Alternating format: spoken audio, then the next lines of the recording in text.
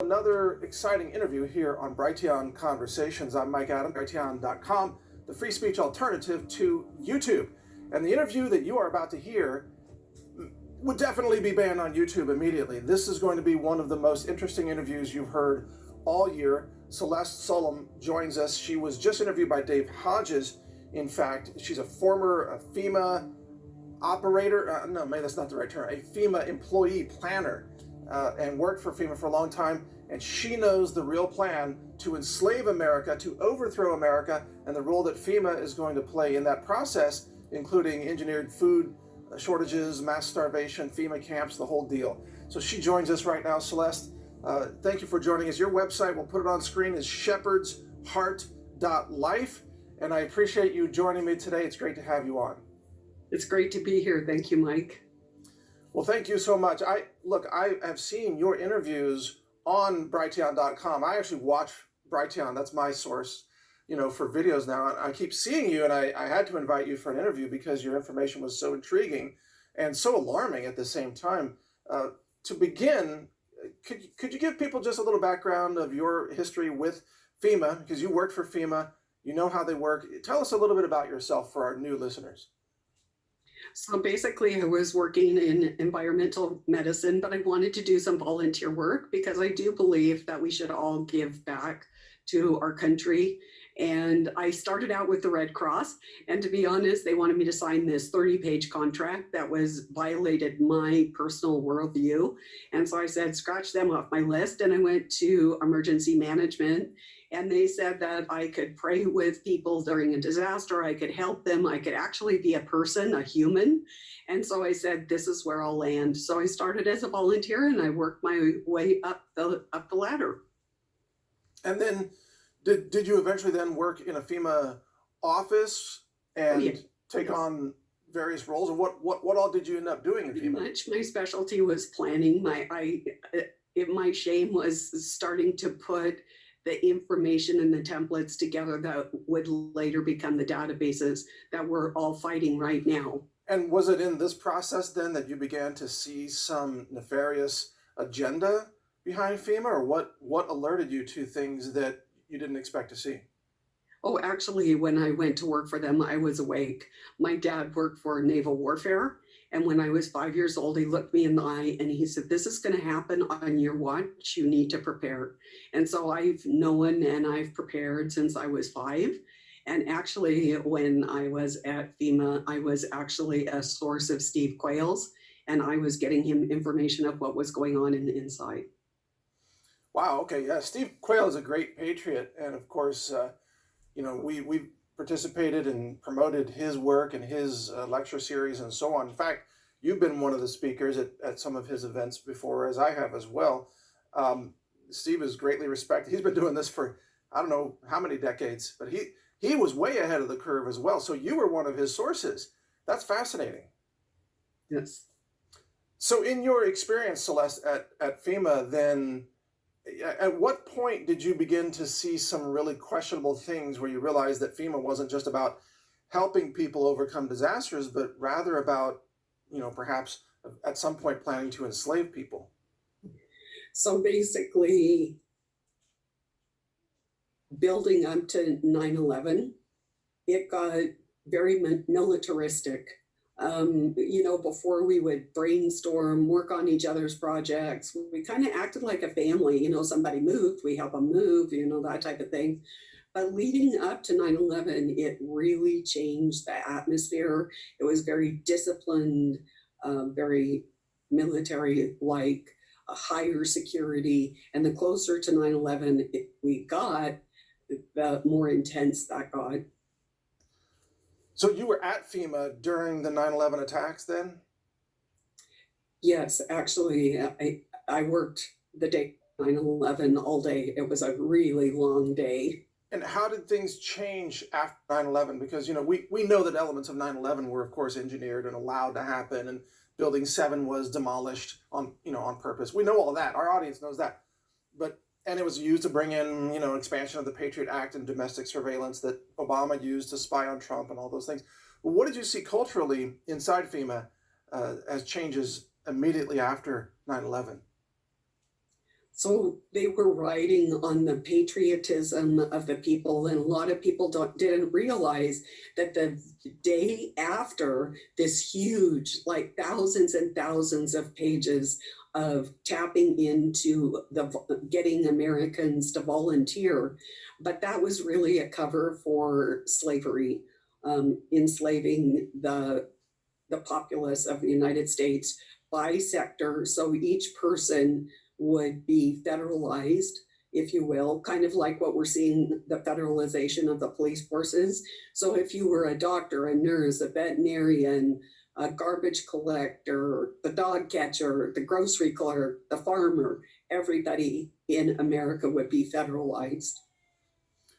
Well, we're seeing that more and more now, accelerating even under President Trump, executive orders that deny funding to local police unless they join a national database of police tracking, which is really a centralization, a federalization of police. That was a process that also took place under Obama's DOJ, under Eric Holder. Of course, he was having police departments sign settlement agreements and consent decrees to have them run by the federal government. So you must have seen all of this happening way before the rest of the world. Yes, they were actually planning for what we are seeing unfold right now 20 years ago.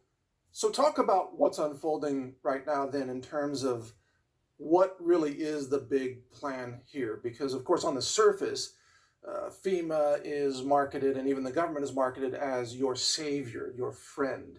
They're just here to help. Oh, we're just here to help, help overcome the disaster, help with bonus checks, we're just here to help. What's the real agenda?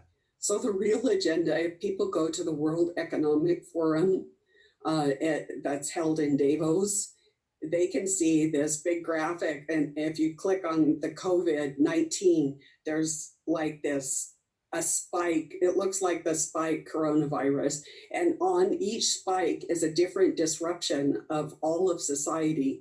So basically the plan was to bring the whole world to a standstill and then inject global governance under the cover of COVID-19. This plan the first time I discovered it in January was 200 layers deep. It is now 250 layers deep and growing. And it's real time. So talk in detail, if you would, please, Celeste, about what you think those plans entail. I mean, is this a depopulation event, or are they just trying to centralize control but keep everybody alive and productive, or are they really trying to ultimately commit genocide? So it's interesting that you asked that, because I'm taking a series of military classes, let's say, and I just did a special report today. So basically with the COVID, we saw the first round of disruption, and it will end with disabling probably 90% of the population. But the ultimate goal is depopulation. Okay, so with that being the goal, let me ask you this. Do you believe that the COVID-19 pandemic was engineered?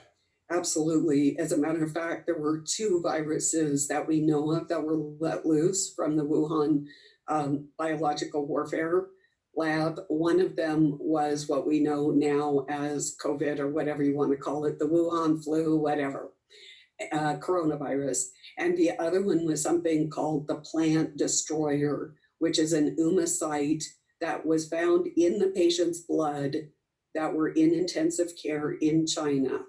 And how I know that is the first week when coronavirus hit China, I knew, given my training, that it was going to go global. So the doctor's records were available, and all I needed to do is translate them from Chinese, which I did. So I'm reading through the doctor reports. Each one is about 25 pages. And about on page 3, it starts talking about this plant destroyer virus, an oomycete.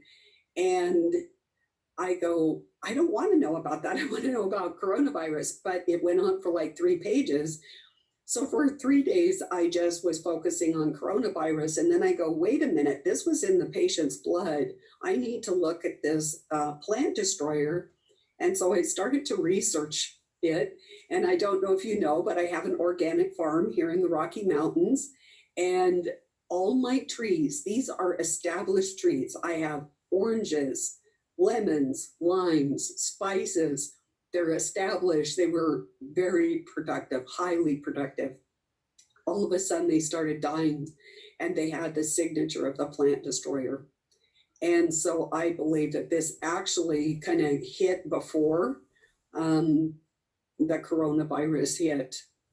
Are you saying that in papers you were reading out of China that there was detected in the blood of humans a pathogen that attacks plants but is somehow carried latently by humans? Is that accurate? I think what happened is the patients, both of these were released. The coronavirus, the weaponized coronavirus, and the plant destroyer were released at the same time, but they got in the patient's blood. Now, did they get it from the air? Did they get it from eating plants that were slowly dying of this? I'm not sure. Yeah, okay. So right, maybe there was dispersal, aerosolized dispersal of these viruses, and some of this just happened to be ingested by those people. Because I'm not aware of any. Then again, I'm not a virologist, but I'm not aware of any virus that could leap from plants to humans or humans to plants. I don't know. Does that exist? Have you ever heard of that before? I'm not sure on that one. Actually, there is a site that you can go to. I would have to get it to you. It escapes my memory right now, but there is a site, and you can see what the coronavirus, the different viruses that were used to assemble it, and the different animals that it came from. There are some classified sections to that mapping, but Yeah, you can glean an awful lot from that map. I understand, and I agree. Yeah, they did combine. It's clear they combined many different elements: MERS and HIV and SARS-CoV-1 and perhaps other things as well.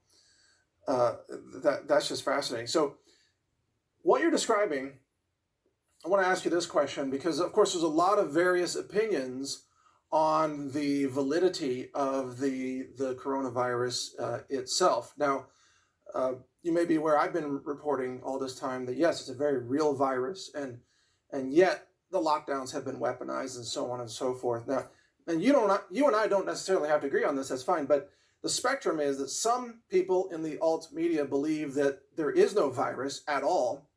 Some people believe there's no such thing as any virus. That's become a prominent theory. Other people believe the virus is absolutely real and that it is really killing people, but that maybe some people also being killed by ventilators and so on. So there's a spectrum. Roughly, where do you fall on that spectrum, and what's your take on the reality? Was it an engineered bioweapon? Is it real? Is another one coming? What's your take on all that? So yes, I believe that is a weaponized virus that was made in a bioweapons lab. Yes, there are more coming, and it was it didn't necessarily have to have a high lethality. What they wanted was a high disability, because then as people got disabled, they would not be able to resist the global governance that they were injecting. And people will die at different, it just depends how healthy you are, how long it will take you to die. And so the end result is the same, is that you're going to end up dead. And so and then I know for a fact that they did, even if, let's say, for the people that are coronavirus skeptics, I know that the plant destroyer did hit my farm, and it did take out my trees that were extremely healthy. They got the best of the best, and they're gone. And so what does that bode for our food supply? Right, right. On top of the what Project Scopex, the stratospheric aerosol injection to dim the sun and block photosynthesis and so on, so many other areas. But when you say disability, you've mentioned that term twice so far. I'd like you to speak more about this disability, and it brings up the fact that we know now documented that this Wuhan coronavirus attacks neurology. And I know people personally who have lost their sense of smell permanently. Some people have lost their sense of hearing, some people are suffering brain damage. So is part of the disability an actual kind of neurological lobotomy to where people can't even process anymore? They can't even think to resist? Is that part of it? Yeah, so it is a biological, chemical neuroweapon. And I just filmed a breaking news story giving the evidence of that with clips from the people that head that up in their own words. Is that something you're releasing as a video, or how could people see that? Yes, it will be on my Patreon site. I'm going to make it public on YouTube, and I will also be putting the transcript so that people can have that and share with their friends and their family. I would assume it will be up sometime later today. Okay, make sure you launch a Brighteon channel too, because YouTube will get you sooner or later. I'm surprised Patreon hasn't banned you yet as well. I'm sure that's coming. Yeah, we're actually already there. Have decided that the only lives and creators that matter are Black lives. And even though I work very hard, and give my patrons a lot of content, they are not happy with that. So we are going to be join the internet refugees. Well, welcome to the refugee camp of the internet, but our camps are actually friendly places versus the FEMA camps that are coming for the masses. Give us a description of what this is going to look like as the food supply creators are everyday Americans. I mean, remember with the thousands of cars lining up for the food banks back in March and April? Are we going to have like massive refugees of millions of Americans streaming into the FEMA camps voluntarily to say, feed me and I'll agree to whatever? Is that what it's going to look like? I mean, you tell me. I'm not trying to put words in your mouth here. So basically, there were several objectives after Hurricane Katrina. And one of those was a bill that was spawned after Hurricane Katrina to establish public reception centers at your local Walmart or whatever large facility. It could be Costco, whatever. And it was set up in case of a nuclear event, but it could be any disaster. It could be a pathogen, it could be an earthquake, it could be a hurricane. And people would go, they're conditioned to go. Look at, they've already got people conditioned to stand outside of, like our Costco had SWAT team people. They put pallets to block the door, so you had to go single file in. You're required to wear a mask, and people were like lined up around Costco, so you're already conditioned to do that. Like it will be a brainstem reaction that when this happens, the next wave hits, that people will be starving. The food supply is going down. Last August, I warned my followers that it was the first year of famine, and everybody kind of looked at me like, oh, you've got to screw loose. We can go to the store, we can get anything we want. And I said, well, the UN just put out a report that they wanted to sell food by the 1/1000th of a calorie. And DARPA, which is the Black Op military sector, wants to sell food by the molecule. So after this next lockdown that we are expecting, I would say within probably 8 weeks, your food supply is going to evaporate, and they want to change your behavior. And they're right now, you've got a little bit of freedom. Get what food supplies you can, get what seeds you can, because what you have when you go into that lockdown is what you're going to be having unless you completely kowtow to the global agenda. You are absolutely correct about that. I've been growing potatoes, by the way, and talking to my mom on the phone. She's given me all the best tips and wisdom about growing potatoes because she grew potatoes. Her mom taught her and so on. And it's passed down generation to generation how to be self-reliant. I've hatched like 40 chickens this year. They're going to be laying eggs pretty soon. So I know I'll have at least eggs and potatoes. Like that at least I'm not going to starve, right? But the average American is setting themselves up for starvation. They've only got a few days supply of food.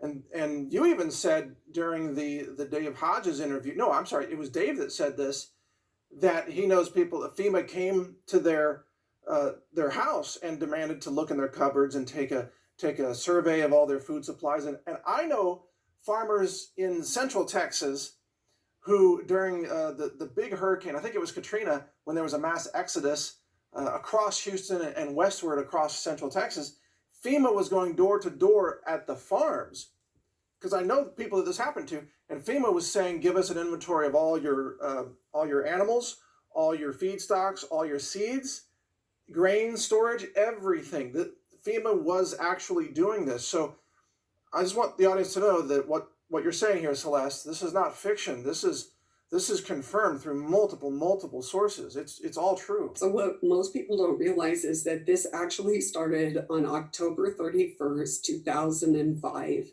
And there's something called the Terrestrial Animal Health Code. It's there's 3 volumes, 1,500 pages per volume. And basically it is how to manage the planet. And so volume 1 is the Terrestrial Animal Health Code. Then there's an aquatic code for those of you that are into fishing and aquaponics and that type of thing. And there's also a diagnostics and vaccination. But during that, so what the UN did is put out a mandate and said, everybody in the world needs to have traceability. At the time, it was called, in 2005, it was called the National Animal Identification System. Had 3 parts to it. One, that all private property would become federalized. The second was that all life on your property had to be electronically identified. And the third was 24/7 surveillance. And you say, well, how did, that doesn't affect me, I live in an apartment or whatever. Well, the definition to become federalized and become an asset of the government is to have potential to earn $1,000. And even a disabled person, even a person living in an apartment has potential to earn $1,000. So basically you are an asset of the federal government. And that is how they want to trace all the food supply. And they did this after Fukushima too. They went to all the doctor's offices, and anybody that had supplements with iodine, they said, how many supplements do you have with iodine in it? Because they wanted to, this is what they do. So they gather their assets and then they put them in the database, and then they tap those resources when they need them. Wow, what you're saying is pretty frightening to a lot of people, and it reminded me. I wanted to add that just yesterday, my own staff told me that our commercial suppliers for many of our food resources that we sell at Health Ranger store, like rice and lentils and beans and so on, they are telling us now they can't fulfill our new commercial orders. They're only able to send us partial orders, and this is June. We're not supposed to be in the middle of a food crunch here. This is supposed to be actually a plentiful time, after the spring harvest and into the summer harvest and everything. Rice is being harvested, in California, places like that. We're being told now that we can't get the orders that we want. And as a result, we're having to start to order now for what we think we're going to sell on, around Black Friday and Thanksgiving. So we're having to plan months ahead. And if the people out there aren't planning months ahead, if you're not planting food right now, you're gonna be in a world of hurt. And how is it? My question to you though, Celeste, is how does FEMA run that whole idea of, hey, we're here to help you. If you want food, come on in and consent to this FEMA camp. How does that exchange actually work? How do they run that on the streets? So you would go to the public reception center, then that's where you would be processed. It's going to be different than the concentration camps of World War II, because we basically are in an automated technocracy.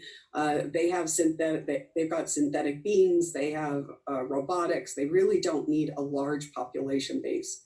So one of the reasons that I left the agencies is they have this plan that if you do not believe that the government is God, then you would go to one of these processing centers briefly. If you could be re-educated, they would do that. Although there isn't much need for humans, that the globalists really are free to admit that there's no room for humans anymore. It's our duty to expire so that to make the planet, to atone for our sins, basically, of what we've done to the planet. And so you will basically be killed. And there are two different humane methods of killing. And one of those is gassing, and the other method is decapitation. And they've been doing all these experiments, decapitating thousands and thousands of mice, recording their brain waves, all of that, to justify decapitation as a humane method of euthanizing people. You're talking about guillotines. Guillotines, yes. And if you think that there's no evidence, so back in between 2000 and 2005, I collected a lot of military documents, like such as, because they were really studying the issue of guillotines and how to build a better guillotine, this type of thing. So I have those documents. So, just to translate this, are you saying that people, as they're facing starvation because of the collapse of the food supply, they'll turn themselves into the FEMA camps? They'll be processed, registered, probably, microchipped, right? Whatever they're gonna do, they need to do to track you, and then at some point you'll be sorted out into one of two groups, like a group of maybe people that they might be able to use, and then the people that they've got to get rid of, and you're just going to be led into a guillotine and decapitated, and that's it. That's actually how FEMA is going to process people. Have you ever seen the movie Sophie's Skull? No. So this is about a young girl and her brother. She was probably 18, and they were passing out anti-Hitler propaganda. This is a true story.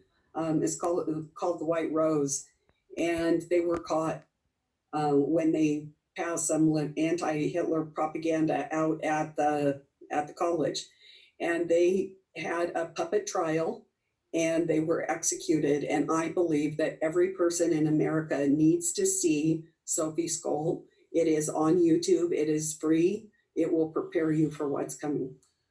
And so this was set in the Nazi era. Was Sophie a German citizen then? Yeah, she was German, and the movie is in German with English subtitles, but it's very easy to follow. Okay, all right, good choice. Let's throw in a little bit of a video clip of Sophie's Gold there, just to give people an idea of how they could see that movie. Tell me about, does FEMA actively have plans for gun confiscation? So that was another objective from Hurricane Katrina. So as you know, they did confiscate Americans' weapons. And so, yes, that is just moving forward, and, it's gaining momentum as, the liberals march forward. What do you think the level of compliance will be from the people? And I've heard you speak about this before, about how shocked you are that most people are just sheeple at this point. They just go along with anything. But was there any indication inside FEMA that they thought people would just go along with gun confiscation? Like, hey, we'll knock on your door, turn in your guns, and people just say, okay. Is that what they think is going to happen? Yes, and unfortunately, the numbers do pan out. But 3% of Americans will hold to their gun rights, and 7% may have a gun, think about it, may purchase one, may sell it. It's wishy-washy. Will they ever use it? Probably not sure. And 90% will do nothing, and the government knows this. Well, 3% is still 9 million Americans, roughly. That's a lot of armed citizens. I would imagine those 3% are pretty heavily armed. At least in Texas they are, because I know those 3%. But that's still, they're going to have a fight on their hands, even if it's only 3%, wouldn't you think? So yes, I would say if everybody was healthy. But we've got these neuro weapons, we've got chemicals, we've got biologicals, we've got all these things. Really, when we wake up every day, there is so much amassed against us and arrayed against us. All these nanoparticles, geoengineering, chemicals in the food, water, everywhere. We're getting saturated. It is amazing that we're as healthy as we are. So to have a large rebellion against tyranny probably is unlikely because as soon as that starts happening, they're going to just open the faucets of other bioweapons and march forward with those types of things and things like taking out the power and that type of thing. Yeah, you're exactly right. And you mentioned you grow some of your own food. What kinds of things do you do to stay healthy and protect your own neurology from all of these attack vectors? So the first thing that I have is a good spiritual walk. And the second thing is I am dogmatic about growing my food. I grow heirloom. I grow 50 different kinds of tomatoes, 100 different kinds of peppers, crops from around the world in different time periods. And I love the flavors, the diversity, the color. I eat by the rainbow. I like the phytonutrients. I love nutrient dense foods. I make everything from scratch. So I know the product from the time it's the seed or the baby chick or the goat all the way to the final product. And I've made it myself. So I know what's in it. Now, of course, some things we can't help, like the chemicals that they're dumping down on us and nanoparticles. There's just some things we can't help. But I think if we do our part, we are relatively healthy. And quite frankly, for my age, um, people are amazed at what I'm able to do, and that's because of my food. And I can tell you a cute little story about that. Actually, my husband was killed 3 years ago, and they did an autopsy on him because they figured that they wanted to get to the bottom of who killed him or how he was killed. And it turns out when they did the autopsy, they came back and the coroner told me he had the organs of a young man, the organs of a young man, like 20-year-old. And that's because of the food that we were eating. And he actually would sneak Cokes at work or some Kentucky Fried Chicken every once in a while. And I never would. And he kind of laughed at me. He humored me. I mean, we ate really good. But every once in a while, he'd sneak over there to the gas station across the street and pick up some junk food. But so even with that, he had the organs of a young man. See, that's extraordinary. You are well aware of the fact that the processed food supply has been weaponized. They deliberately put things in the food that alter hormones, hormone disruptors, plasticizers. They put things in there that give you cancer, such as sodium nitrite in processed meat. They put things in there that are heavy metals, like arsenic in all the so-called gluten-free foods. Processed gluten-free is usually made with high arsenic rice, by the way. So I know you're well aware of this, but the average person out there may not understand that, you can die at age 35 from eating processed food, or you can live to 95, on an organic homegrown diet. It's a choice. And it affects you, and it affects your mind, not just your